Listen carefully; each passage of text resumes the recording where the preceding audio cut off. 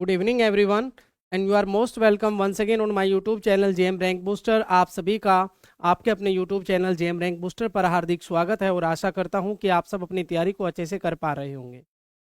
तो जैसे कि आपको मालूम है कि हम चर्चा कर रहे हैं पॉलिटी, अध्ययन कर रहे हैं पॉलिटी का या राज व्यवस्था का, यानी उन नियम, सिद्धांतों और प्रक्रियाओं का जिसके द्वारा किसी देश या राज्य का शासन चलाया जाता है।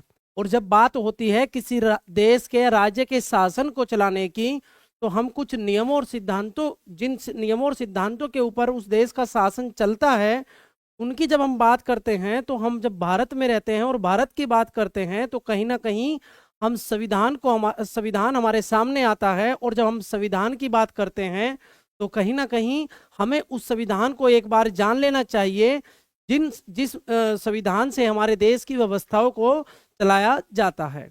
तो हमने अभी तक उस संविधान के बनने तक की कहानी को अच्छे से समझा, उसके एक एक स्टेप को, यानी कहाँ से हमारे देश में सत्ता और शासन की शुरुआत होती है।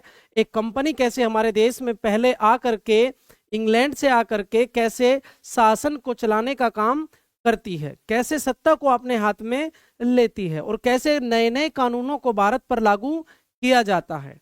तो हमने देखा कि कैसे भारत को आज़ादी मिलती है और कैसे भारत में संविधान सभा का चुनाव होता है और कैसे एक संविधान सभा उस संविधान को बनाने का काम करती है।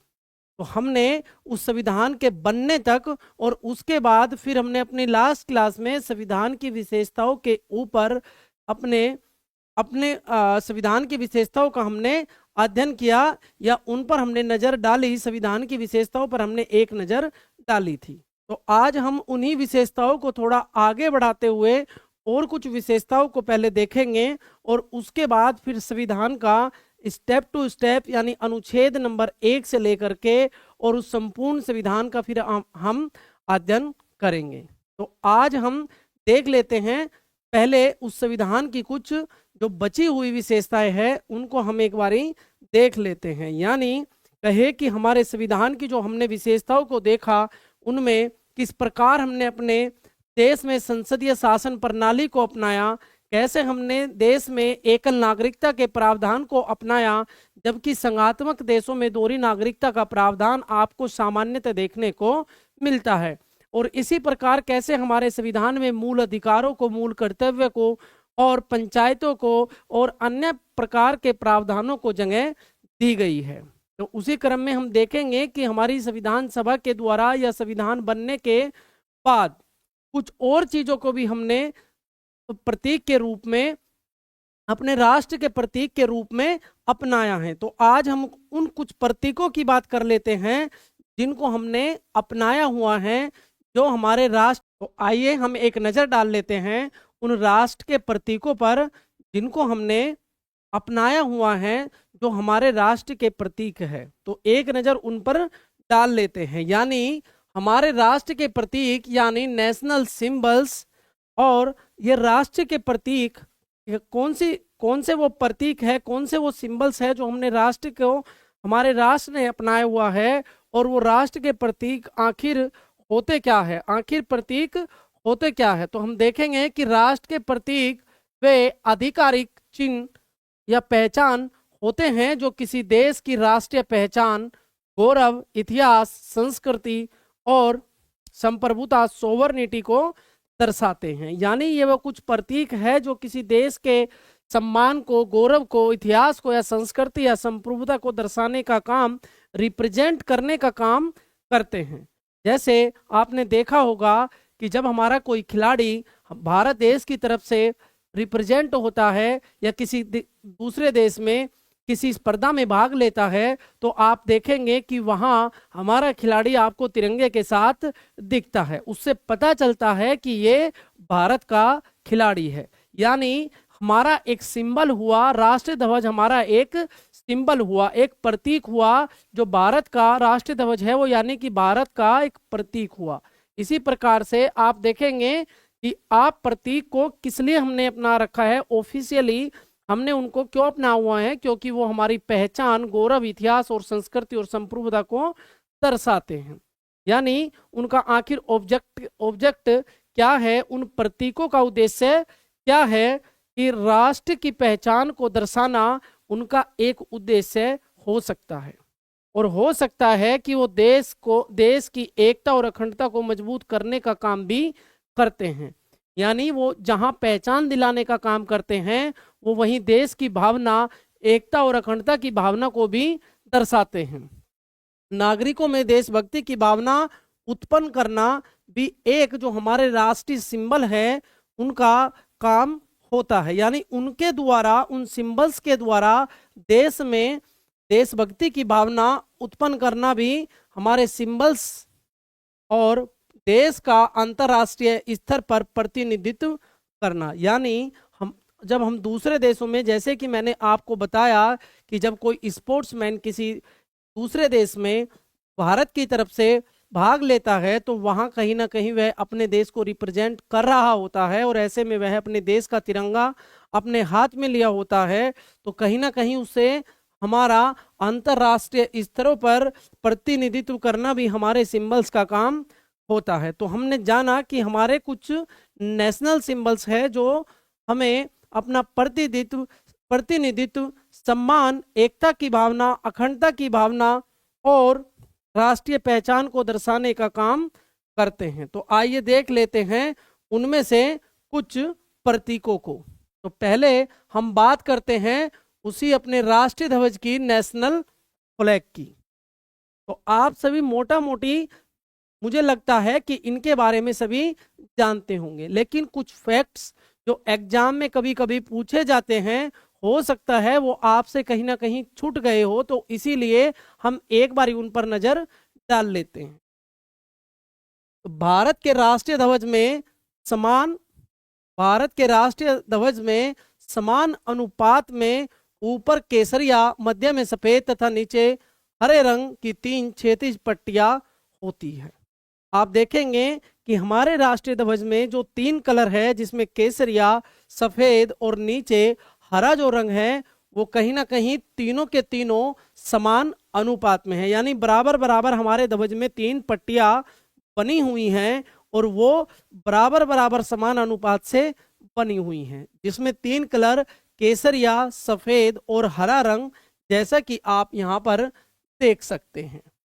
ये तीनों ही कलर हमारे तिरंगे में, तीनों ही हमारे ध्वज में ये 3 कलर आपको देखने को मिलेंगे।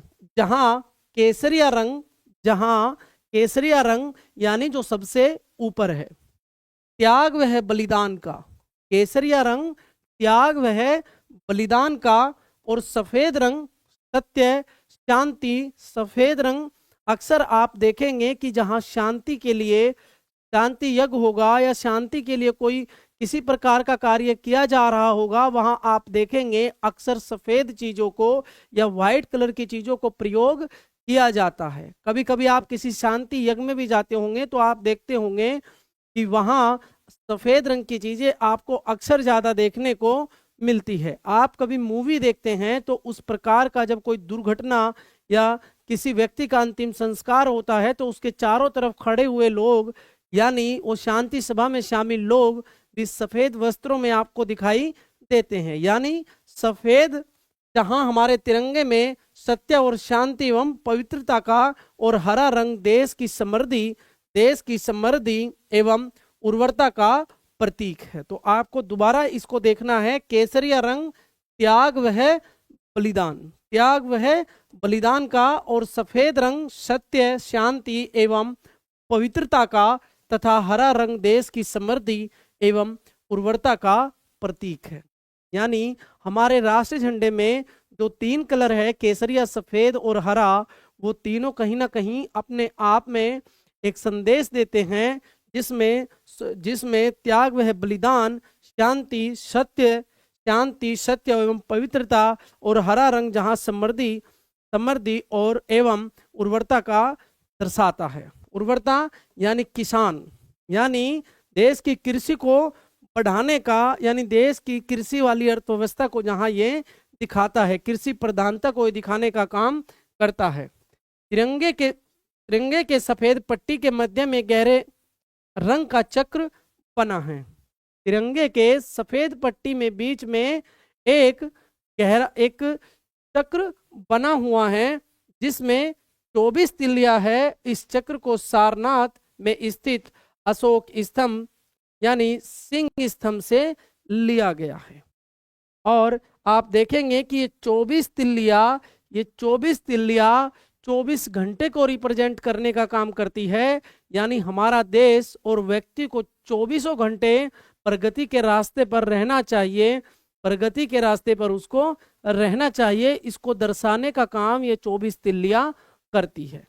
तो आपने देखा कि कैसे हमारे तिरंगे में 3 कलर समानुपात में, जिसमें केसर या सफेद और हरा रंग समानुपात में दिए गए हैं। और बीच वाली पट्टी में सफेद में एक चक्र जो कि अशोक के सारनाथ स्थित स्तंभ से, अशोक स्तंभ से लिया गया है। और उसमें 24 तिल्लियां हैं और वो 24 तिल्लियां 24 घंटे को दर्शाती है। और 24 घंटे को दर्शाने का मतलब है कि हमारे राष्ट्र को और मानव को 24 घंटे प्रगति के रास्ते पर रहना चाहिए। और हमारा ये very important, very very important, many times आपको एग्जाम में देखने को मिला है। तो एग्जाम, किसी भी एग्जाम के पॉइंट ऑफ व्यू से वेरी वेरी इंपॉर्टेंट कि हमारी संविधान सभा द्वारा 22 जुलाई 1947 को भारतीय संविधान सभा ने राष्ट्रीय ध्वज तिरंगे को अंगीकृत किया। यानी आप देखेंगे, हम इसको पहले भी डिस्कस कर चुके हैं, यानी आप देखेंगे कि हमारे आज़ादी से यानी 15 अगस्त 1947 से लगभग 22 या 23 दिनों पहले यानी 22 जुलाई 1947 को हमारे राष्ट्रीय ध्वज को संविधान सभा द्वारा अंगीकृत किया जाता है। तो इस प्रकार आपने देखा हमारा जो राष्ट्रीय ध्वज है वो किस प्रकार का है, उसमें कितने कलर है, वो समानुपात में यानी तीनों कलर बराबर बराबर दिए गए हैं। और आपको एक चीज और याद रखनी है कि जो हमारे तिरंगे का लंबाई और चौड़ाई का जो अनुपात है वो 3:2 है। यानी आप कहेंगे कि अगर वो 3 फीट ऐसे है तो इधर को वो 2 फीट है, तो उसका जो अनुपात है वो 3:2 है। और ये आप जानते ही होंगे कि हमारा जो राष्ट्रीय ध्वज है वो किसके द्वारा डिजाइन किया गया था, ये आपको देखना है, समझना है। और क्या हमारा राष्ट्रीय ध्वज स्टार्टिंग से ही ऐसा है या पहले ये तिरंगा किसी और प्रकार का होता था, ये आपको स्वयं से देखना है, क्योंकि इसमें बाद में परिवर्तन किए गए। पहले इसमें चक्र की जगह चरखा होता था। तो आपको ये सब चीजें देखनी है, अपने आप से स्वयं से अध्ययन करना है। राष्ट्रीय चिन्ह यानी नेशनल एम्ब्लेम। भारत का राष्ट्रीय चिन्ह सारनाथ स्थित अशोक के स्तंभ की अनुआकृति है। सिंह साहस वह निर्भीकता का प्रतीक है। यानी आप कहेंगे कि जो हमारा नेशनल एम्ब्लेम है, जो हमारा राष्ट्रीय चिन्ह है, वो भी क्या है, जो हमारे तिरंगे के बीच जो चक्र लिया गया है वो भी उस नेशनल एम्ब्लेंस यानी अशोक के स्तंभ से लिया गया है। और आप देखेंगे कि उसकी जो आकृति है कहीं ना कहीं उसको हमने अपने राष्ट्रीय चिन्ह के रूप में अंगीकृत किया हुआ है और वो साहस एवं निर्भीकता का प्रतीक है। तो आप देखेंगे कि उसके मध्य में एक चक्र है जिसमें 24 तिल्लियां है, जो 24 घंटे प्रगति का प्रतीक है। यानी ये जो हमारा सारनाथ स्थित अशोक स्तंभ में ये जो हमारा एम्ब्लेम है, राष्ट्रीय चिन्ह है, अशोक स्थित सिंह स्तंभ है, सारनाथ में सिंह स्तंभ है, इसमें 24 तिल्लियां इसके नीचे दी गई है जो 24 घंटे प्रगति का प्रतीक है।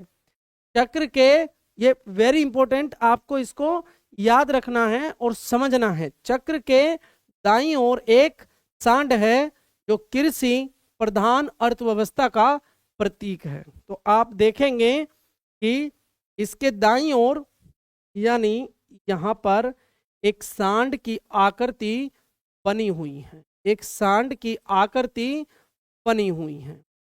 एक सांड की आकृति बनी हुई है जो कृषि प्रधान अर्थव्यवस्था का प्रतीक है। चक्र के बाईं ओर एक घोड़ा है जो अदम्य शक्ति परिश्रम और अदम्य शक्ति परिश्रम और गतिशीलता का प्रतीक है। यानी आप देखेंगे कि इधर एक घोड़े की आकृति बनी हुई है जो अदम्य शक्ति एवं परिश्रम का प्रतीक है, और फलक के नीचे मुंडको उपनिषद का सूत्र वाक्य सत्यमेव जयते देवनागरी लिपि में अंकित है। यानी ये वो उपनिषद है जो अर्थवेद से, ये क्या है, अर्थवेद से संबंधित है। ये मुंडको उपनिषद से लिया गया है। कौन सा वाक्य? सत्यमेव जयते। और जो हमारी इस नेशनल एम्ब्लेम सिंह स्तंभ के ठीक नीचे लिखा हुआ है, देवनागरी लिपि में अंकित है। भारत सरकार ने इसे राष्ट्रीय चिन्ह के रूप में 26 जनवरी 1950 यानी ठीक उस दिन जब हमारा संविधान पूरे संपूर्ण भारत में लागू किया गया। इसको हमने कब अपनाया? जब हमारा संविधान संपूर्ण भारत में लागू किया गया। इस राष्ट्रीय चिन्ह को भी हमने उसी दिन अपनाया जब हमारा संविधान लागू हुआ। और आप देखेंगे कि सत्यमेव जयते भारत का राष्ट्रीय या आदर्श वाक्य भी या नेशनल मोटो भी है। सत्यमेव जयते यानी सत्य की हमेशा जीत होती है। सत्यमेव जयते यानी सत्य की हमेशा जीत होती है। ये भारत का नेशनल मोटो भी है, आदर्श वाक्य भी है। तो आपको याद रखना है कि भारत का राष्ट्रीय चिन्ह है वो क्या है? वो सिंह स्तंभ है जो कि सारनाथ में स्थित है।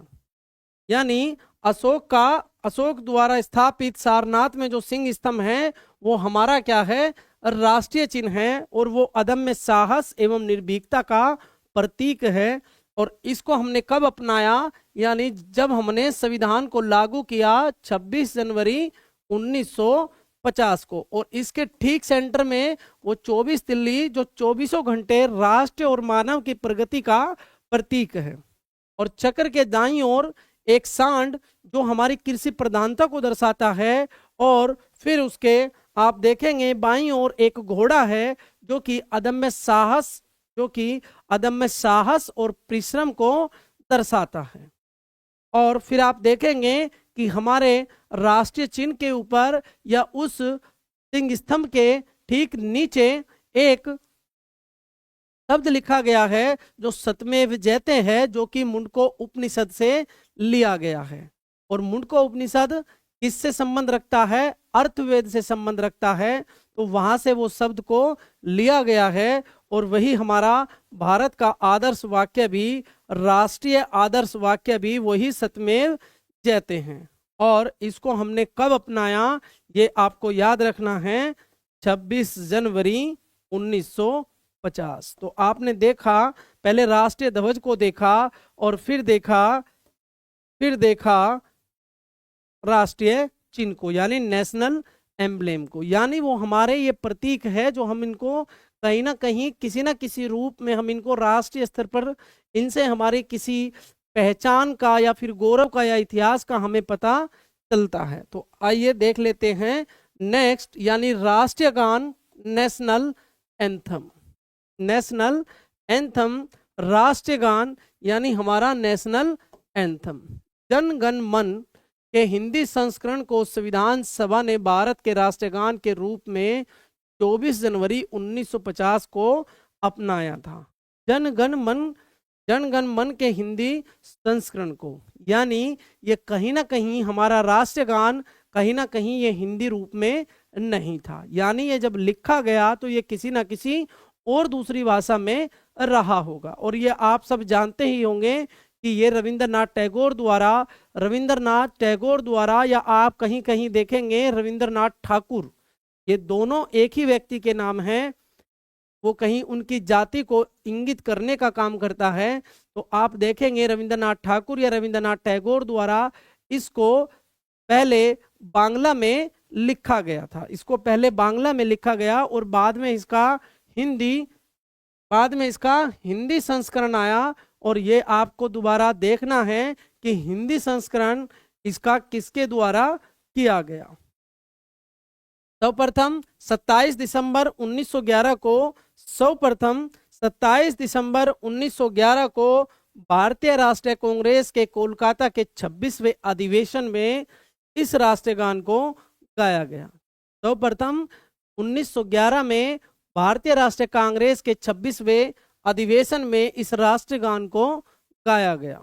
यानी आप कहेंगे कि वो हमारा राष्ट्रगान सबसे पहले कहाँ गाया गया, तो आप कहेंगे कि कांग्रेस के अधिवेशन में। कौन से अधिवेशन में? कलकत्ता वाले अधिवेशन में, 26वें अधिवेशन में पहली बार गाया गया। और आप देखेंगे कि गीत में 5 पद है और राष्ट्रगान के गायन की अवधि लगभग 52 सेकंड है, लगभग 52 सेकंड है। तो इसमें 5 पद है और इसके गायन की अवधि लगभग 52 सेकंड है। कुछ अवसरों पर राष्ट्रगान को संक्षिप्त रूप में भी गाया जाता है, यानी उसकी पहली और अंतिम पंक्तियों को भी गाया जाता है। कुछ अवसरों पर, कुछ विशेष अवसरों पर जहां समय का अभाव हो तो हम पूरा राष्ट्रगान ना गा करके उसको संक्षिप्त रूप में भी या ब्रीफ में भी गा सकते हैं, जिसमें उसकी पहली और अंतिम पंक्तियों को लगभग शामिल किया जाता है। और उसके जो गाने का समय होगा, जब हम उसको ब्रीफली गाएंगे तो उसके जो गायन का समय होगा वो 20 सेकंड के लगभग रहता है, वो 20 सेकंड के लगभग रहता है। और आप देखेंगे आधिकारिक रूप से राष्ट्रगान कहीं ना कहीं आप देखेंगे ऑफिशियली कहीं किन्हीं बहुत सारे कार्यक्रमों में इसको अनिवार्य कर दिया गया है। राष्ट्रगान को बहुत सारे कार्यक्रमों में अनिवार्य भी कर दिया गया है। जबकि अब हम बात करते हैं राष्ट्रीय गीत की, ये कंपलसरी कहीं भी नहीं है, यानी ये कहीं भी आज तक ऑफिशियली इसको गाना और इसके समय का निर्धारण ऑफिशियली आज तक नहीं किया गया है कि ये फिक्स इतने समय में इसके गायन का काम होगा, इसके गायन का कार्यक्रम इतने समय में होगा, ये फिक्स नहीं है। और इसको किसी भी ऑफिस में, किसी इंस्टीट्यूट में, किसी संस्था में या किसी भी स्तर पर इसको कंपलसरी आज तक नहीं किया गया है। तो राष्ट्रीय गीत यानी नेशनल सॉन्ग वंदे मातरम गीत को राष्ट्रीय गीत के रूप में 24 जनवरी 1950 को अपनाया गया। यानी आपने देखा राष्ट्रीय गान और राष्ट्रीय गीत यानी दोनों को आपको याद करने में कोई दिक्कत नहीं आनी चाहिए। 24 जनवरी 1950 बहुत खास दिन है, अपने आप में बहुत खास दिन है। ये वही दिन है जो हमने लास्ट क्लास में डिस्कस किया था, कल क्वेश्चंस में भी हमने इसको डिस्कस किया। ये वही दिन है जब हमारी संविधान सभा का लास्ट अधिवेशन 12वां अधिवेशन इस तिथि को होता है। ये वही तिथि है जब हम अपना राष्ट्रीय गान अपनाते हैं, अपने राष्ट्रीय गीत को अपनाते हैं। ये वही तिथि है जब हमारी संविधान सभा का अंतिम अधिवेशन भी इस तिथि को होता है और इसके 2 दिन बाद संपूर्ण भारत में इस संविधान को लागू कर दिया जाता है। बंकिम चंद्र चटर्जी ने संस्कृत में वंदे मातरम गीत की रचना की थी। संस्कृत में इसको भी क्या है, संस्कृत में पहले रचना इसकी की गई थी। इसको पहले राष्ट्रीय गीत को भी पहले किसी दूसरी भाषा में लिखा गया था, यानी इसको संस्कृत में लिखा गया था। और आज भी इसका आप रूप देखेंगे कि संस्कृत में ही इसका, ऐसे तो इसका हिंदी अनुवाद किया जाता है लेकिन मूल रूप से आज भी इसको संस्कृत में ही गाया जाता है। यह गीत पहली बार 1896 में, यह गीत पहली बार 1896 में भारतीय राष्ट्रीय कांग्रेस के 12वें अधिवेशन कलकत्ता में गाया गया। यानी एक कॉमन चीज कि दोनों को ही, राष्ट्रीय गीत को भी और राष्ट्रीय गान को भी कलकत्ता में ही पहली बार गाया गया, क्योंकि उस समय सत्ता का केंद्र कहाँ था, वो कलकत्ता में था। अंग्रेजी पूरी की पूरी अंग्रेजी सरकार का जो मुख्यालय होता था वो कलकत्ता में होता था। तो इस समय इसका भी गायन कहाँ किया गया, कलकत्ता में किया गया। तो ये हमारी राष्ट्रीय कांग्रेस का 12वां अधिवेशन था। इसे 24 जनवरी 1950 को राष्ट्रीय गीत के रूप में अपनाया गया और यह गीत बांग्ला भाषा में लिखित आनंदमठ नामक उपन्यास से लिया गया है। ये क्वेश्चन बहुत बार पूछा गया है कि हमारे राष्ट्रीय गीत को किस उपन्यास से लिया गया है, हमारे राष्ट्रीय गीत को किस उपन्यास से लिया गया है। तो ये आनंदमठ से लिया गया है। तो आपको इसको भी याद रखना है कि ये हमारा राष्ट्रीय गीत आनंदमठ से लिया गया है। नेक्स्ट आप देखेंगे राष्ट्रीय पांचांग, नेशनल कैलेंडर, यानी हम जो कैलेंडर यूज करते हैं, हम जो कैलेंडर यूज करते हैं वो हमारा राष्ट्रीय पांचांग, जिसको हमने ऑफिशियली एडॉप्ट किया हुआ है, वो कौन सा कैलेंडर है, हमारी तिथियां कौन सी होती है, हमारे देश में हम किन तिथियों को फॉलो करते हैं।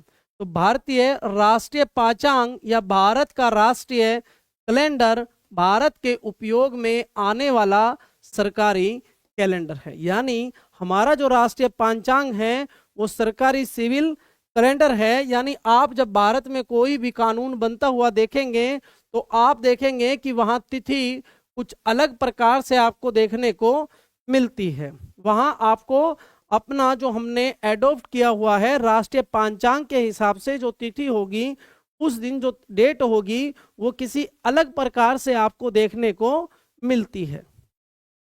और यह कैलेंडर हमारा शक संवत पर आधारित है। यह कैलेंडर हमारा शक संवत पर आधारित है। इसे ग्रेगोरियन कैलेंडर के साथ 22 मार्च 1957 को अपनाया गया। हमने राष्ट्रीय पांचांग को कब अपनाया? 22 मार्च 1957 को। और यह तिथि काफ़ी महत्वपूर्ण है अपने आप में। आपने भूगोल की कक्षाओं में इस तिथि को देखा है। यानी ये वही दिन है और ये तिथि कभी 22 मार्च और कभी 21 मार्च आपको देखने को मिलती है। इसमें सबसे पहला महीना चैत्र होता है और सामान्य वर्ष में 365 दिन का होता है। चैत्र का पहला दिन सामान्यतः 22 मार्च को और अधिवर्ष में 21 मार्च को पड़ता है। यानी 22 मार्च और 21 मार्च की जो तिथि होती है, कहीं ना कहीं सूर्य की सीधी किरणें भूमध्य रेखा पर पड़ती है, विषुवत रेखा पर सीधी पड़ती है। यानी वहीं से उस सूर्य और चंद्रमा के घूमने के कारण, यानी हम उस तिथि से वर्ष का पहला दिन मानते हैं। अपने राष्ट्रीय पांचांग के अनुसार उस तिथि को हम पहला दिन मानते हैं जब सूर्य की सीधी किरणें भूमध्य रेखा पर पड़ती है। तो हमारा राष्ट्रीय पांचांग किस पर आधारित है? शक संवत पर आधारित है। तो आपको यह भी देखना है कि शक संवत, ये आपका होमवर्क है, शक संवत,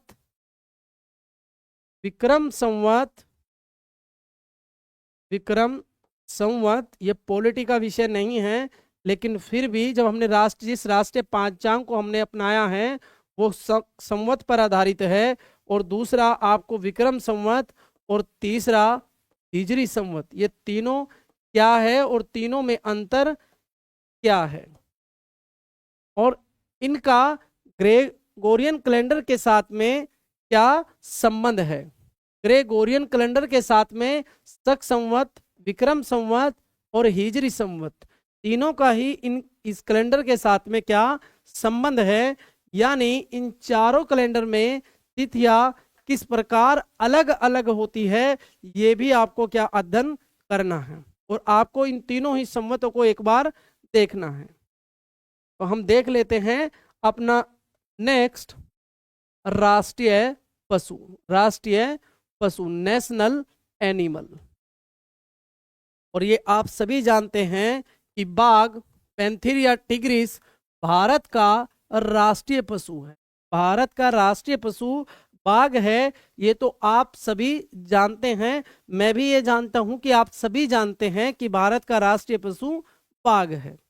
लेकिन आप ये बहुत कम जानते हैं कि इसको हमने अपने राष्ट्रीय पशु के रूप में कब अपनाया। तो हमने 1973 में बंगाल टाइगर को राष्ट्रीय पशु घोषित करने के साथ ही भारत में बाघों को बचाने के लिए प्रोजेक्ट टाइगर प्रारंभ किया गया। यानी आपको यहाँ से दो क्वेश्चंस का आंसर मिल रहा है, और ये क्वेश्चन भी बार बार पूछे जाने वाला क्वेश्चन है कि प्रोजेक्ट टाइगर कब प्रारंभ किया गया, यानी टाइगर को बचाने का जो कार्यक्रम था वो कब प्रारंभ किया गया। और आपको इसमें जरा सा भी संदेह नहीं करना है, प्रोजेक्ट टाइगर भी 1973 में ही शुरू किया गया, जब हमने बाघ को, बंगाल टाइगर को अपना राष्ट्रीय पशु माना। ठीक उसी समय हमने प्रोजेक्ट टाइगर की शुरुआत भी की। हमें टाइगर को बचाने का काम, हमने एक प्रोजेक्ट शुरू किया जिसमें टाइगर को बचाने का काम हमारे द्वारा किया गया।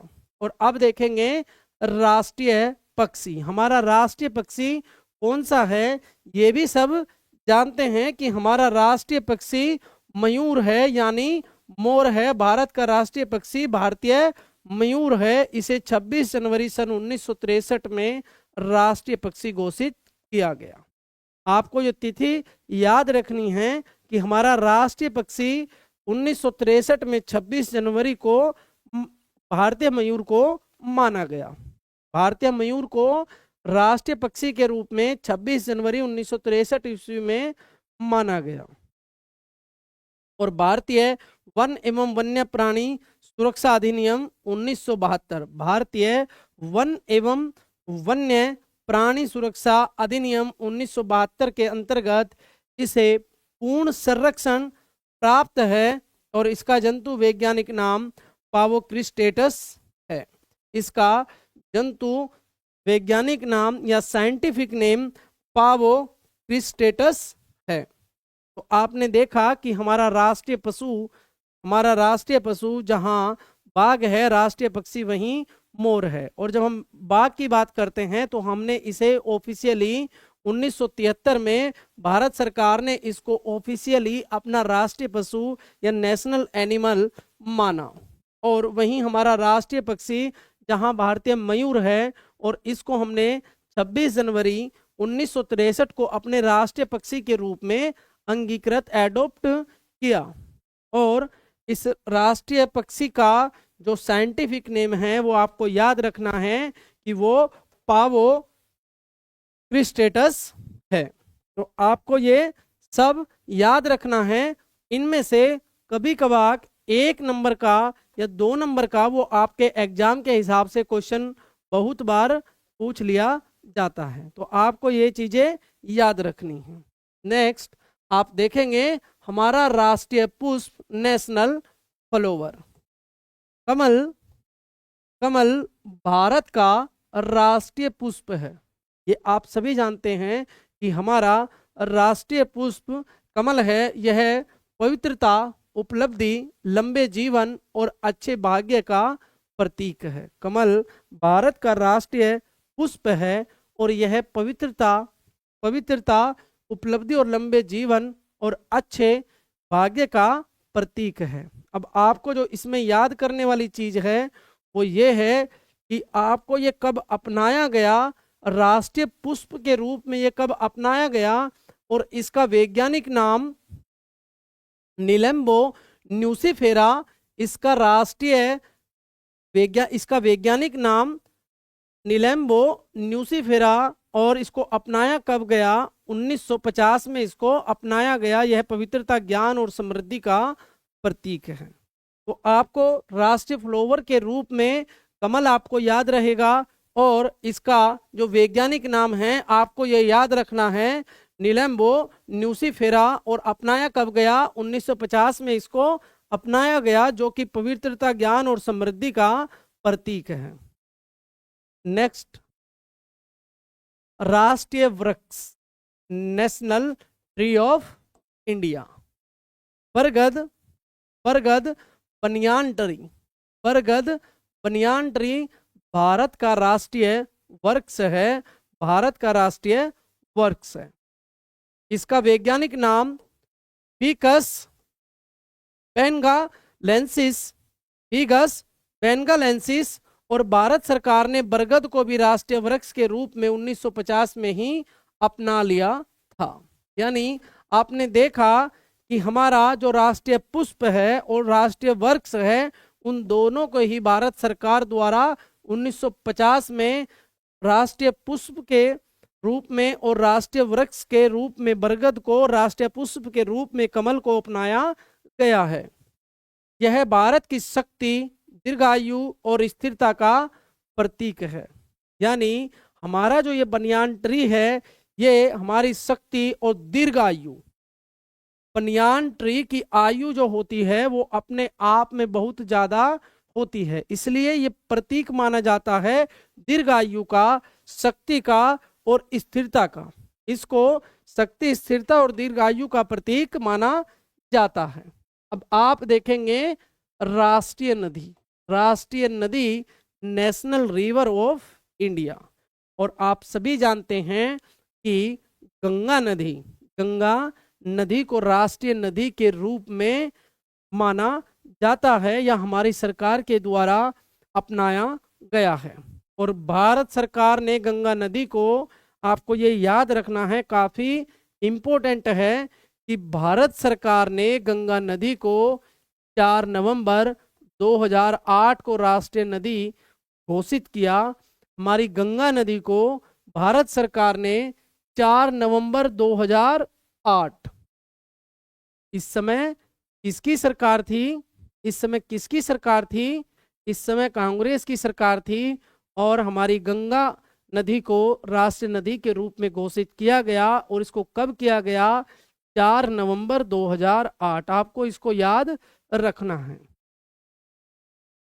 राष्ट्रीय मुद्रा, राष्ट्रीय मुद्रा प्रतीक चिन्ह, नेशनल करेंसी सिंबल, यानी जो हमारी करेंसी है उसको हमने एक सिंबल, जैसा कि आप आज देखते हैं मोबाइल में या बैंकों में आप इस सिंबल को देखते हैं, ये हमारा राष्ट्रीय मुद्रा का, हमारी राष्ट्रीय मुद्रा रुपये का सिंबल है। यानी हमारी मुद्रा का ये सिंबल आप जो देख पा रहे हैं, ये हमारा नेशनल करेंसी का सिंबल है।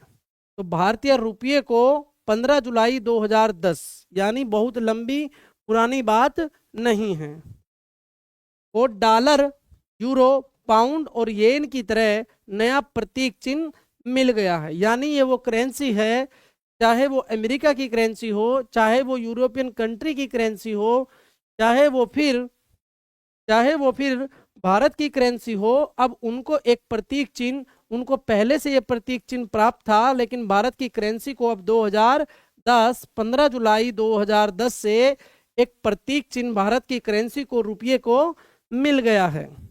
और रुपये का नया प्रतीक देवनागरी लिपि के र और रोमन लिपि के आर को मिलाकर ये बनाया गया है। और इस प्रतीक चिन्ह के जो डिजाइनर थे वो डी उदय कुमार नाम के व्यक्ति थे। आपको याद रखना है कि जो रुपये को डिजाइन किया गया है वो देवनागरी लिपि के र से और आर से, यानी रोमन लिपि के आर को मिलाकर बनाया गया है। और उसको डिजाइन किया गया है डी उदय कुमार द्वारा इसको डिजाइन किया गया है।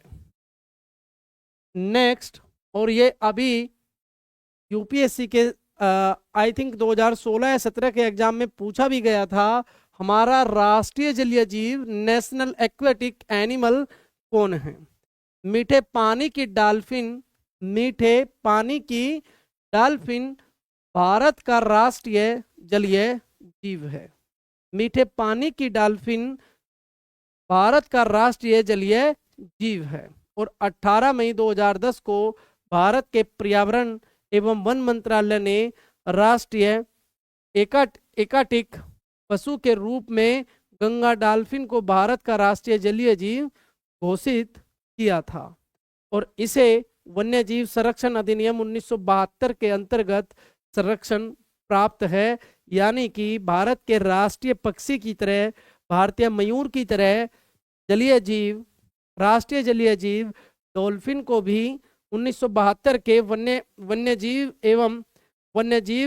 संरक्षण अधिनियम 1972 के तहत अंतर्गत इसको भी, राष्ट्रीय जलीय जीव को भी संरक्षण प्राप्त है।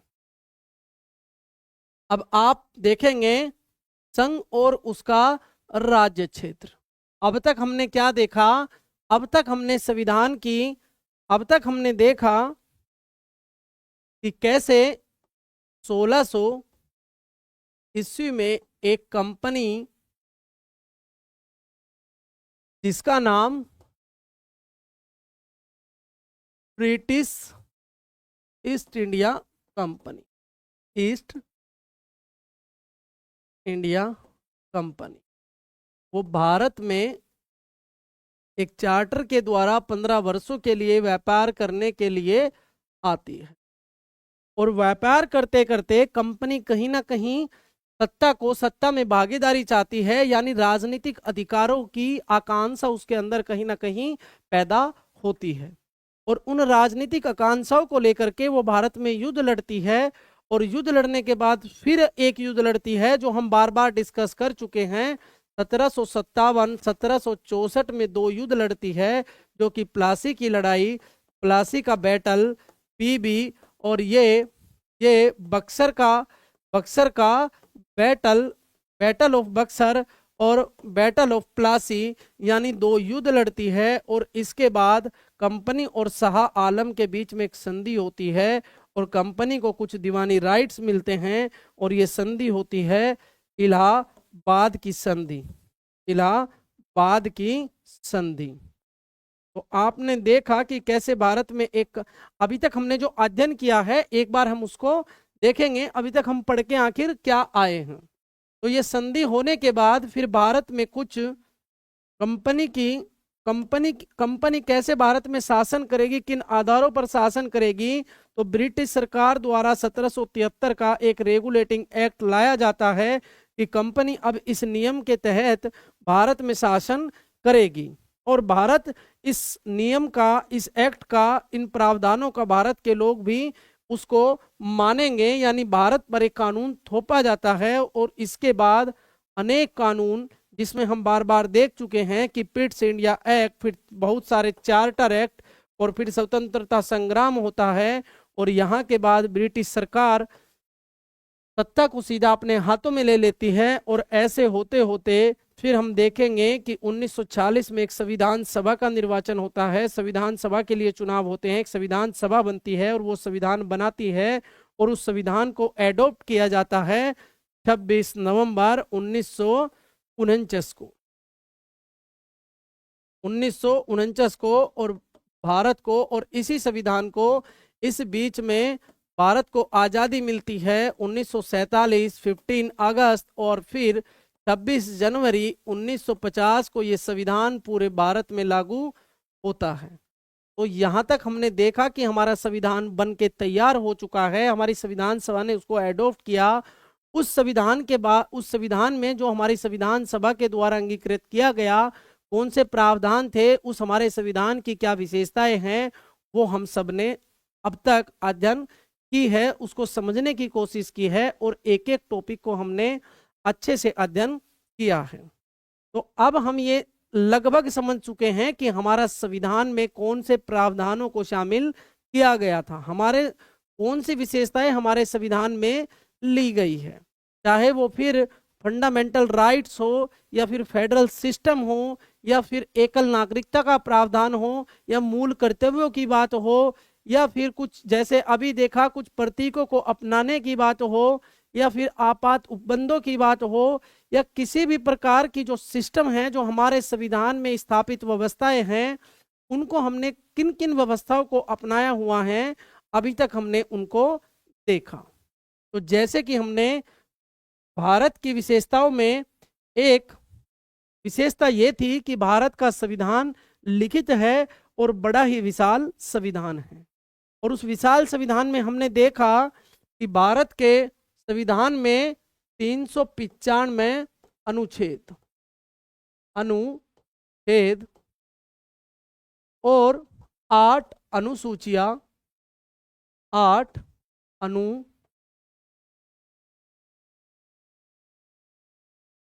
और 22 भाग, यानी हमारा जो संविधान है, जो लिखित रूप में है और जो बड़ा ही विस्तृत है, उसमें कहीं ना कहीं आप देखेंगे कि 395 अनुच्छेद है और 8 अनुसूचियां है और उस संविधान को हमने 22 भागों में बांटा हुआ है। तो जब हमने इस अनुच्छेदों को और हमने संविधान की विशेषता में देखा कि एक लिखित और लंबा संविधान है, तो हमने कहा कि अनुच्छेद को आप इस प्रकार समझिए कि ये कुछ नियम लिखे हुए हैं और वो नियम नंबर 1, नियम नंबर 2, नियम नंबर 3 ऐसे करके लिखे हुए हैं। और उन्हीं नियमों को हमने अपनी अध्ययन की सहूलियत के लिए भागों में बांटा हुआ है। जैसे मान के चलिए 1, 2, 3, 4, 5, 6, 7, 8, 9 ऐसे कुछ भी मानिए, और मैं कहूं कि नियम नंबर 1 से नियम नंबर 7 भाग 1 है, या इस तरीके से कुछ भी कहिए 1 से 4 भाग 1 है, या 1 से 5, यानी हमने अपने अध्ययन की सुविधा के हिसाब से उनके अंदर अनुच्छेद 1 से कौन से दूसरे अनुच्छेद 1 से संबंध रखते हैं, यानी हमने वहां तक उनको एक स्थान दिया या भाग नंबर 1 कहा है। तो पहले हम देखेंगे कि आखिर अनुच्छेद क्या है, क्योंकि हमारा पूरा संविधान कहीं ना कहीं अनुच्छेद के अध्ययन को इंगित करता है। यानी हम कहीं ना कहीं संविधान का जब अध्ययन करेंगे तो हर रोज कहीं ना कहीं अनुच्छेद की बात होगी। तो सबसे पहले हम समझते हैं कि अनुच्छेद क्या है। अनुच्छेद क्या है, तो आप देखेंगे कि यह संविधान का अनुच्छेद क्या है। संविधान का कोई विशिष्ट, ये बी लिखा गया, इसको आप वी पढ़ेंगे। संविधान का विशिष्ट प्रावधान, विशिष्ट प्रावधान या धारा है, या धारा है। यह अनुच्छेद क्या है? अनुच्छेद संविधान का विशिष्ट प्रावधान या धारा है। यानी कोई प्रावधान है, हमारे अनुच्छेद हमारे संविधान का कोई प्रावधान है या कोई धारा है। अब ये प्रावधान, उसमें कौन सा प्रावधान है या कौन सी या धारा है, तो ये कौन सा प्रावधान कौन सी धारा है वो अनुच्छेद बताएगा कि अनुच्छेद 1 कौन सा प्रावधान लेकर आया है या वो धारा 1 क्या कहती है। इसका मतलब आप समझेंगे कि अनुच्छेद संविधान का विशिष्ट प्रावधान या धारा है जो क्या बताने का काम करेगा, जो किसी विशेष विषय से संबंधित, किसी विशेष विषय से संबंधित, इसका काम क्या होगा, ये किसी विशेष विषय से संबंधी, ये किसी विशेष विषय से संबंधित, किसी विशेष विषय से संबंधित नियम, अधिकार और व्यवस्था को बताने का काम करेगा। आप देखो अनुच्छेद क्या है, संविधान का वो विशिष्ट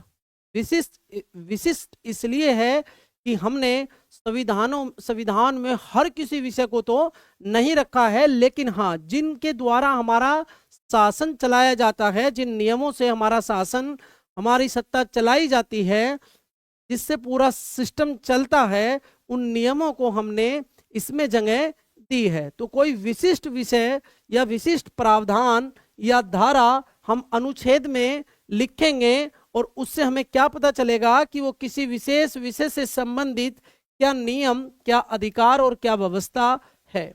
यानी किसी विषय से संबंधित हमारे देश में क्या नियम बनाए गए हैं, क्या राइट्स हैं और क्या व्यवस्था है, वो कैसे काम करती है, ये हमारे अनुच्छेद बताने का काम करेंगे। यानी संविधान में अनुच्छेद ये बताने का काम करेंगे कि किसी विषय को लेकर हमारे देश में क्या नियम है, क्या राइट्स है और क्या व्यवस्था है। यानी वो सिस्टम, वो नियम कैसे काम करते हैं, ये बताने का काम कौन करेगा, ये संविधान के अंतर्गत जो हमारे अनुच्छेद है वो ये बताने का काम करेंगे। तो जैसे कि हमने देखा कि अनुच्छेद हमारे संविधान में 1 से लेकर 395, 1 से लेकर 395 अनुच्छेद है, यानी टोटल 395 अनुच्छेद है। अनुच्छेद नंबर 1, 2, 3 एज यूजुअल 3 95 तक ऐसे ही अनुच्छेद दिए गए हैं और वो अनुच्छेद अलग अलग विषयों को लेकर नियम बताते हैं कि किस विषय को लेकर हमारे देश में किस प्रकार की व्यवस्था है, क्या कानून बने हैं, उनमें वो लिखे गए हैं। तो हम अध्ययन करेंगे आज अनुच्छेद नंबर 1 से। और जब हम अनुच्छेद नंबर 1 की बात करते हैं तो कहीं ना कहीं यहां से हमारा संविधान शुरू होता है, यानी अनुच्छेद नंबर 1 से जब हमारा संविधान शुरू होगा तो हम देखेंगे कि कहीं ना कहीं जब शुरू यहां से होगा तो ये भाग 1 भी कहलाएगा, ये भाग 1 भी कहलाएगा। तो जब भाग 1 कहलाएगा तो हम अध्ययन करेंगे फिर आगे वाले आर्टिकलों का और देखेंगे कि इस एक अनुच्छेद नंबर 1 में किस विषय को लेकर बात, किस विषय को लेकर कुछ व्यवस्थाएं दी गई है और फिर उसी प्रकार के विषय कहाँ तक रखे गए हैं और उसको कहेंगे भाग नंबर 1। यानी अनुच्छेद 1 से लेकर और समान प्रकार के विषयों को कहाँ तक रखा गया है उन्हीं को हमने भाग नंबर 1 के रूप में माना है। तो आप देखेंगे कि अनुच्छेद 1 से लेकर अनुच्छेद 4 तक एक तरह के विषय रखे गए हैं और हम इस भाग को संघ राज्य क्षेत्र के नाम से जानते हैं। इस भाग को संघ राज्य क्षेत्र के नाम से जानते हैं। और अनुच्छेद 1 से 4 तक संघ एवं राज्यों को लेकर के जो कानून, नियम, व्यवस्थाएं हैं वो यहाँ पढ़ेंगे। यानी संघ क्या होगा और राज्य और संघ को लेकर क्या व्यवस्थाएं हैं वो यहाँ पढ़ेंगे। यानी संघ किसको कहेंगे, राज्य किसको कहेंगे, वो यहाँ देखेंगे कि संघ एवं राज्य क्षेत्र के बारे में हमारे संविधान में क्या प्रावधान है वो हम देखेंगे। और ये हम इसको अब हम कल अध्ययन करेंगे अनुच्छेद 1 से लेकर हम 4 या जहां तक भी हमें समय मिलेगा वहां तक अध्ययन करेंगे। यानी कल हम अपने संविधान के अनुच्छेदों को एक एक कर देखेंगे और यहीं से हमारे कानूनों को इंटरेस्टिंग चीजें यहीं से क्या है शुरू होती है। अब हम संविधान को पढ़ना शुरू करेंगे और उन इंटरेस्टिंग चीजों को देखेंगे। अब हमें संविधान में पढ़ने में बहुत मजा आने वाला है। तो कल हम देखेंगे संविधान का भाग नंबर 1 और अनुच्छेद नंबर 1 से आगे की तरफ को संविधान में पढ़ेंगे। तो आज की क्लास यहीं तक। Thank you everyone.